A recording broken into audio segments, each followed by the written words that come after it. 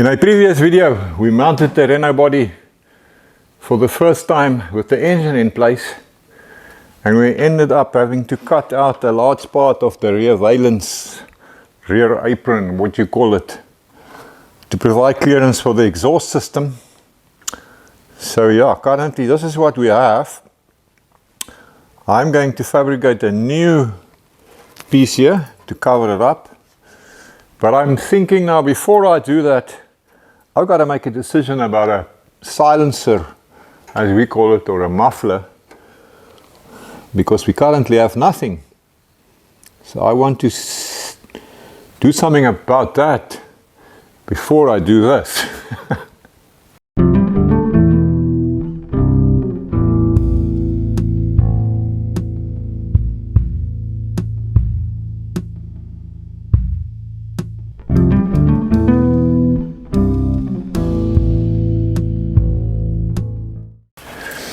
Hey, how's it, jokes? Welcome back to the shop. If it's your first time here, my name is Diff, as in differential or difficult, except I'm neither of those. And this is the Renobug project that I'm building for my wife.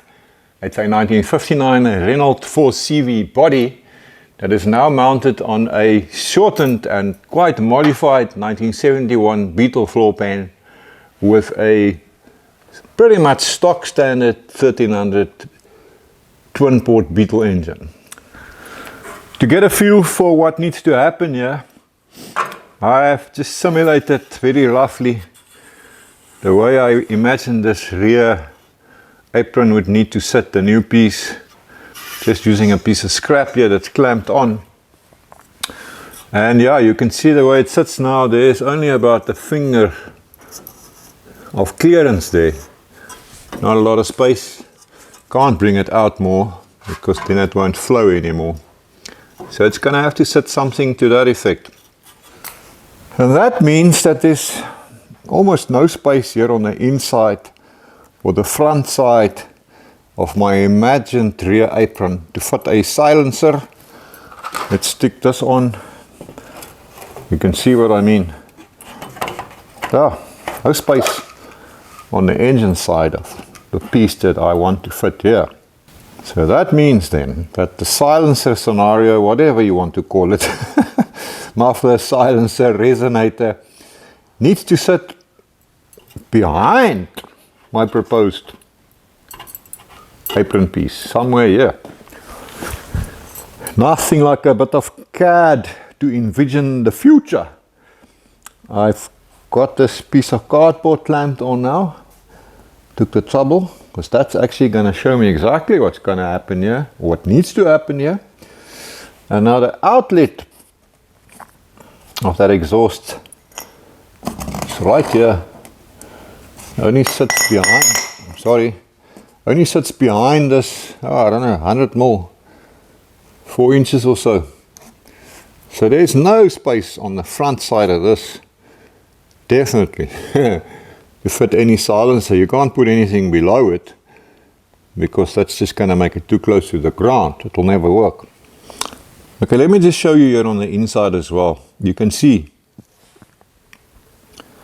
I mean, look at that. There's really no space here for anything.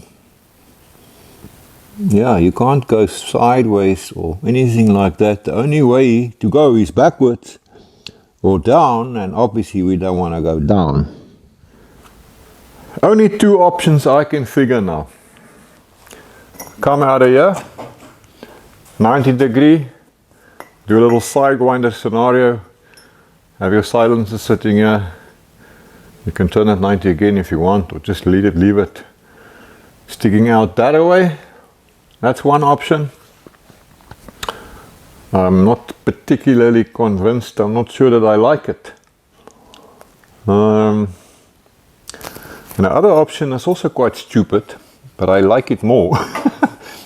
Just come straight out, up to about here. Do a short little resonator, muffler, whatever you want to call it. Come straight out at an angle. Stop it here somewhere. That is so stupid that I like it.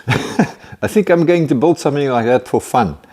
Easy enough to change it if we want, down the line. Okie dokies, I've already made myself a little flange that fits that exhaust outlet flange, and then I tacked on a piece of 50mm 2-inch pipe at a, what I'm hoping to be a sexy angle. Let's go see how it fits and how it looks. Let's get a few bolts in here and then we can see what it's gonna look like. Yes sir, perfect for burning a leg. Reminds me a little of a drag beetle, the shortened version, like a dog with a chopped off tail. I've got a sneaky suspicion the swimmer is not gonna like that very much. Or for that matter, many other people. But you know what? That's their problem. This is my shop. I'm going to build it because I like it. Okay, so it's going to be quite noisy like this. So I will make a little concession for the sake of the wifey and make it a little quieter. So here's the plan. I'm going to stick this inside this piece of 75mm 3-inch tubing, flange either side. I'll obviously cut it off to the same length. However, to make it work,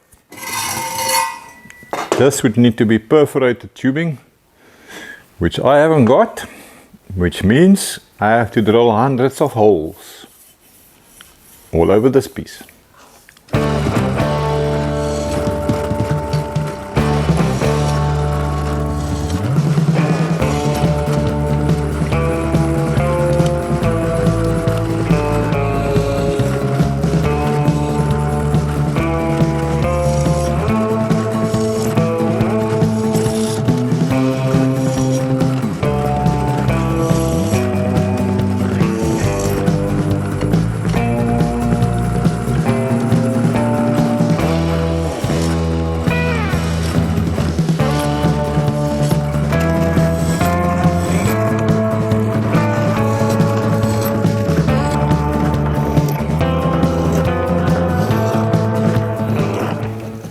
Freaking hell, whose ridiculous idea was this? Excuse me while I spend the rest of the day drilling holes in this stupid piece of pipe.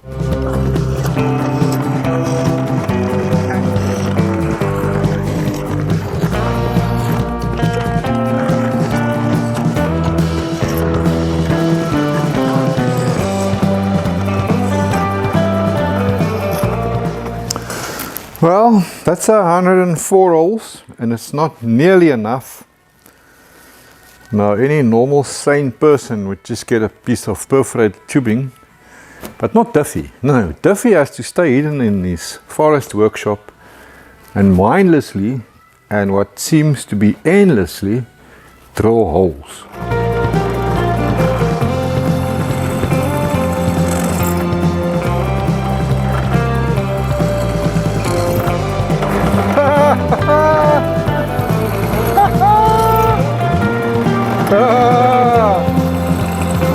Madness lurking on the edge of sanity.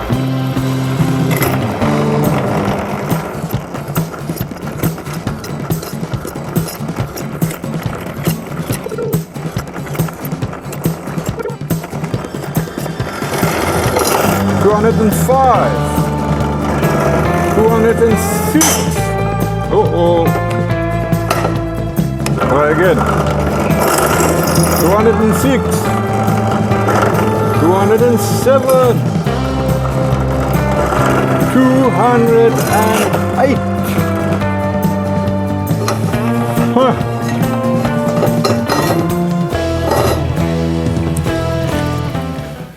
208 holes. Is that enough? Nope, you need more.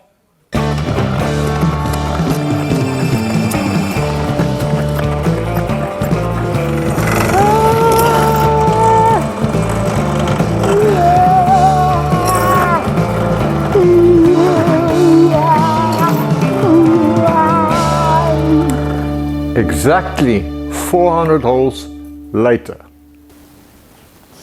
Oh no, my holes are not in line. I'm going to have to remake the piece. He's become a dithering idiot, suffering from an extreme case of hole fatigue.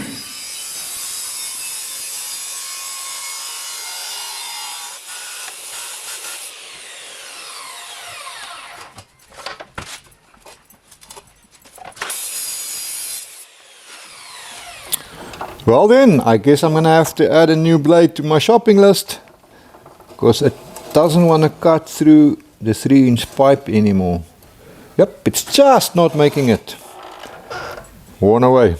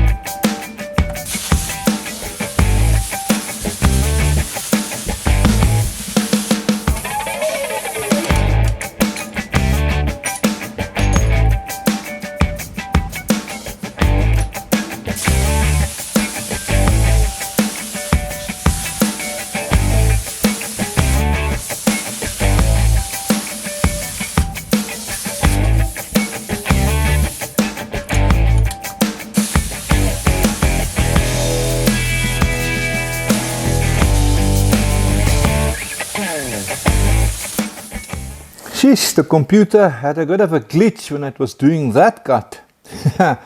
Luckily, I've got a grinder. That 2-inch pipe doesn't quite fit through the hole here. So I'm just going to open it up a little bit with the die grinder.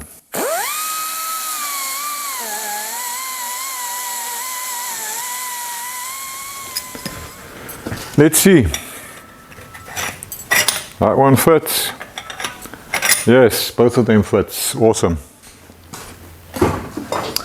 Right, so here's the plan now. This little flange will sit here somewhere.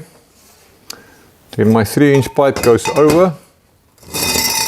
It will get welded onto that flange. Obviously the flange gets welded to the 2-inch pipe as well. And then we have another flange on this side, which then also gets welded on.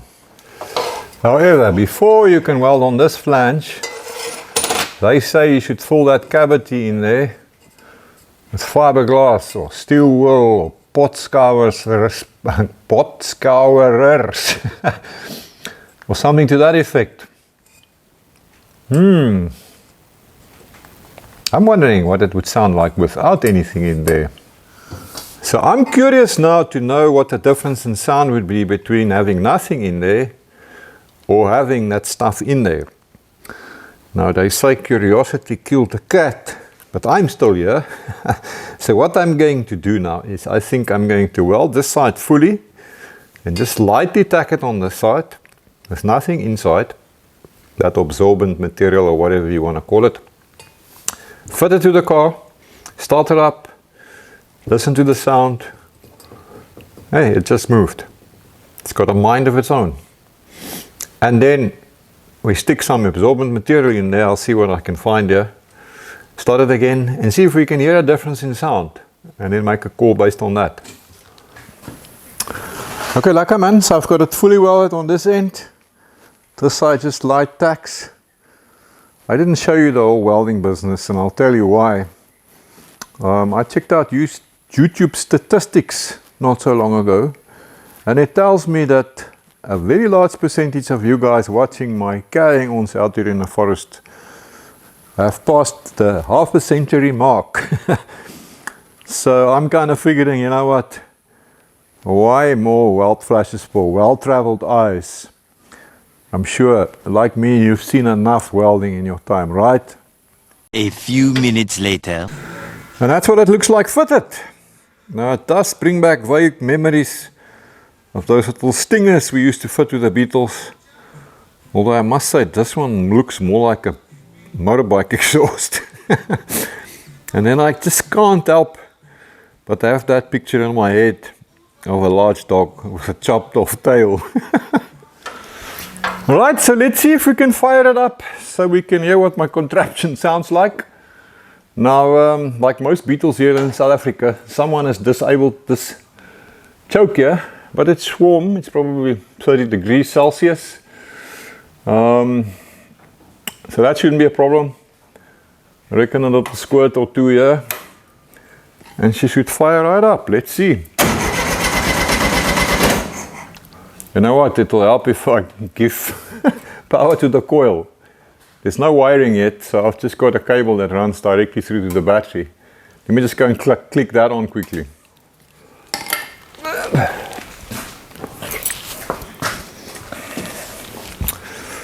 Okay, so I've got power coming through to the coil from the battery. Let's try again.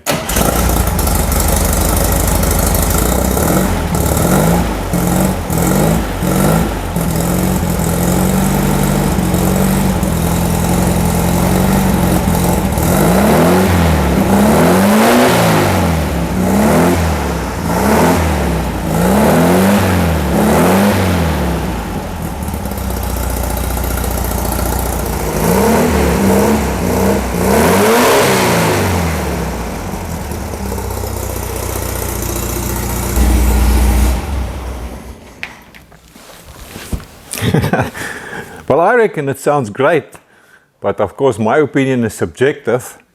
Now this has been without any sound absorbing material in there, so it's just the pipe with the holes in it on the inside, like you've seen earlier.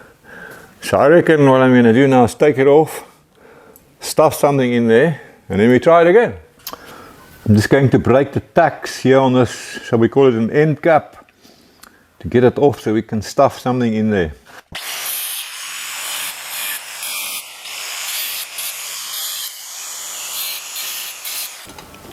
Open sesame. There we go. A little longer than a few minutes later. Change of approach. I've got a new idea now.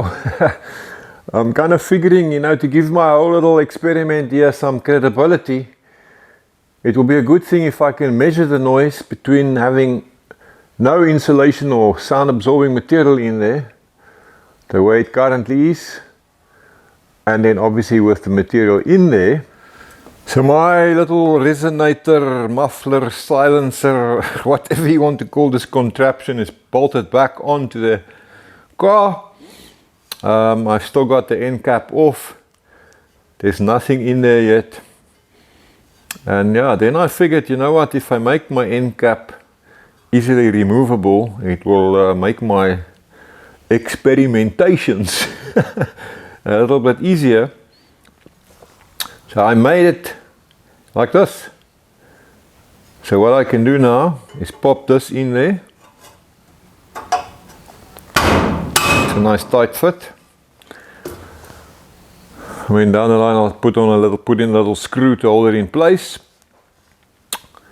So I think I'm going to start the car again, and we can measure the decibels, get a reading, then take it off, put some absorbent or sound absorbent material in there, measure it again, and see if there's any difference. Now I don't have a dB meter, but I downloaded this free app. Highly likely that it's not accurate, but hopefully it will give us a relative measurement so that we can see a difference. Let me test it and see what happens if I shout. Hey! Well, it peaked out there, so something's happening. It's turning into a whole freaking production now. I've set up a temporary rev counter here, so that at least we know where we're at. So the plan is to take a measurement at idle, and then another one at say 3000 RPM.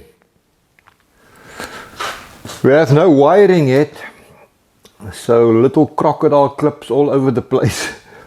So this one here, that is a positive supply from the battery connected to the positive terminal on the coil. So that is basically ignition on. And then here on the negative side of the coil, that's also where the points are connected. This wire will be the signal for my rev counter. And then here by the battery, we have another infestation of crocodile clips and a whole crow's nest. So the brown and the blue goes to starter, the thick cables. This is my negative, which is a little loose. This negative supply to the rev counter. This one is power supply to the rev counter. This one goes to the starter solenoid via a starter switch, and then this one will be ignition on. So when I connect this to positive, I will activate the coil. It should make a little spark. There we go. So now we are ready to start, and our rev counter is alive as well. Since our little car has got no wiring yet, I quickly made myself a remote starter switch to make my life easier. Yes, I know you can buy these things, but if I can make it from junk I have floating around in a shop, it's a little bit less gobble, gobble, gobble consumerism from me, and I like that. So yeah, I just found an old push button switch, made a handle and a mounting for it from a piece of pipe and a bracket there, piece of 2-core wire, this side crocodile clip, so this will clip onto the positive of the battery, and this side a connector to connect it to the starter solenoid. So when I push the button, power flows through to this point and the starter turns. Quick demo of how it works if you don't know. So the one end of my starter switch cabling is connected to the positive pole of the battery. Here I've got a normal car bulb. I've got it connected to negative on that side. And on the other side of the bulb is connected to my starter switch cable as well. If I push the button, I will close the circuit and the light will burn. There we go, and I release it and it goes off again. It's exactly the same way when you use it for the starter switch, a starter application. This one remains connected to battery positive, but now we will connect this to the starter solenoid, and then when we push the button, the starter solenoid will activate, pull in the starter, and the starter will turn the engine, and then hopefully the car will start. Okay, so if I press my starter button, it should go.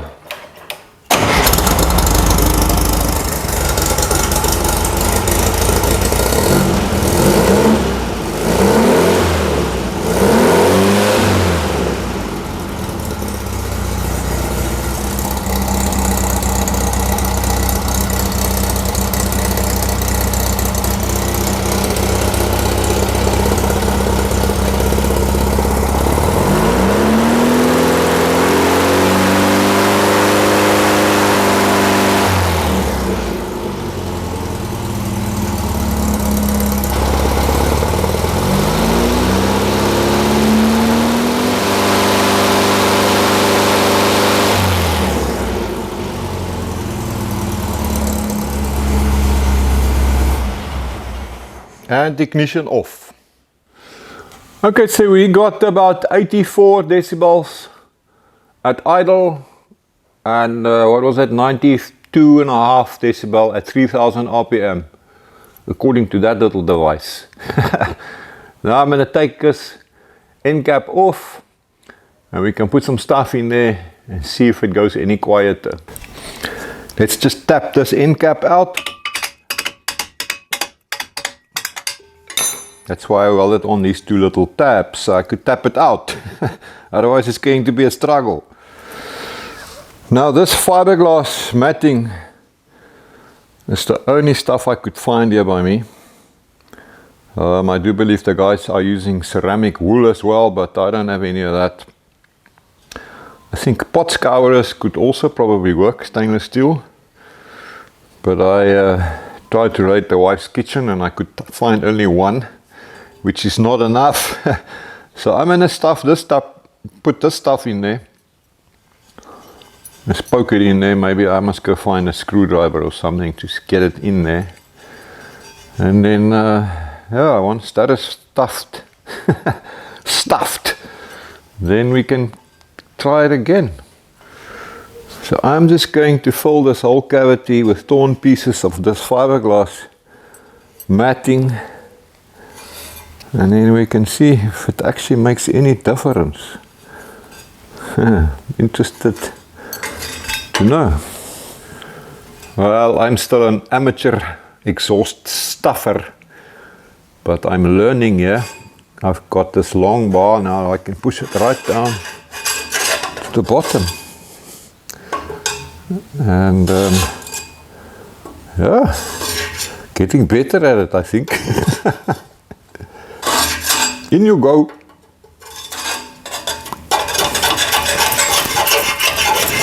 I wonder if I'll ever get it out again if I wanted to.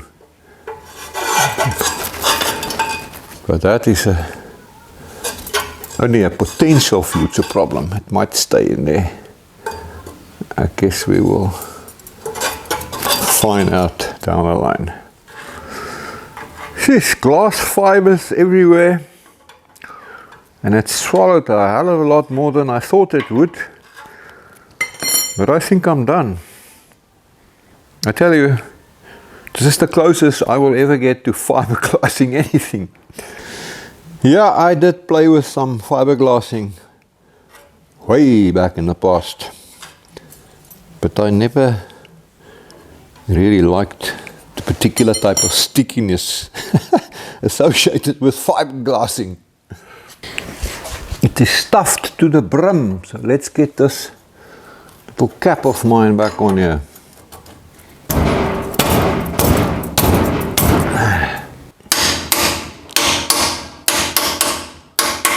Okay, let's see what's going to happen next.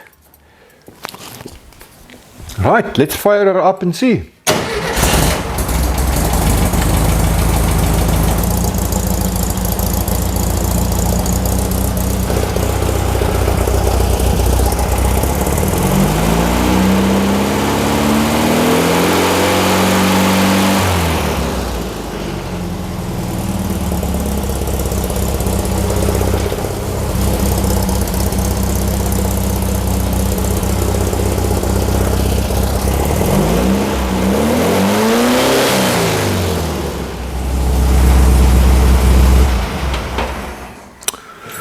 Okay, lekker man, so yeah, the summarized results of my little experiment.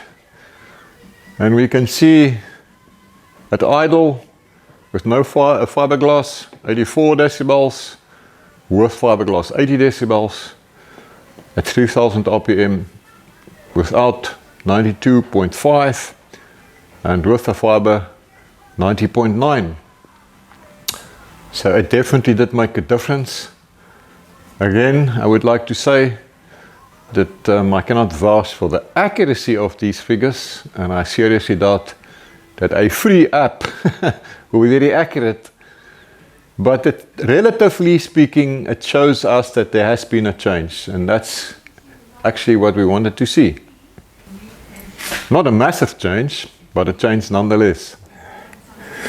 So I suppose I could repeat this whole exercise using a different type of material in there. But you know what? My life is too short for that nonsense now. This is good enough for me. It's unfortunate that microphone recordings and acoustics and all of that doesn't reflect what it sounds like in reality. I mean, the car is standing inside a tin workshop with no insulation. And we all know what happens if you've got a tin in or a stone in a tin and you shake it. So you're going to have to trust me if I say to you that I think it sounds great now. I don't think it's too loud. And of course, we must hope and pray that the swimbo likes it. But I'm going to try my best to convince her to like it. I guess chroming it is an option if you want to be flash, but that's way too fancy for us. So a coat of my favorite heat resistant paint, some retaining screws there for the end cap, and my work here is done. Oh no, wait, there's one more thing. Yeah, in this day and age, I guess I would have to fit this sign right here to satisfy those YouTube inspectors and others with their near hysterical preoccupation with safety. Except I won't.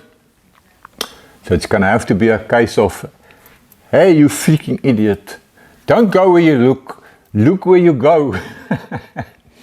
Hey, thanks for hanging out with me out here in my forest shop. I enjoyed your company. I will see you in the next video. So as always, have a lucky one, my brothers and sisters. Whatever makes you happy, it just depends on